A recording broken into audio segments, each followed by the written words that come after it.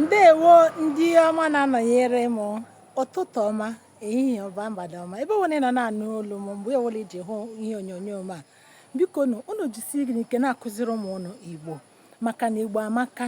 O nwere otu ọ dị na gị bụ nne na nna na-ịma ka esi asụ Igbo mana ụmụ gị amarọ ka esi asụ Igbo. Ogodu na ị lụrụ onye ọcha onye obodo ọzọ, o kwesịrị abara Igbo na ụmụ gị na o kwesịrị ka ị na-akụziri ha ka esi asụ Igbo. Tinyere m aka n'akara ịhụnanya tụsara m ozi ya ka ozi anyị na-aga nke ọma. Unu ma ebe m nọ?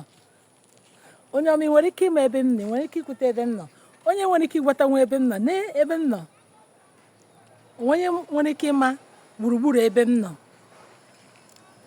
Ka m tinyere m aka n'akara ịhụnanya, kwuo okwu na comment section. Onye ọbụla nwere ike ige zite ebe m nọ, onye nwere ike ịtụ aro mata ebe m nọ, m ga-enye ya ihe nkesi.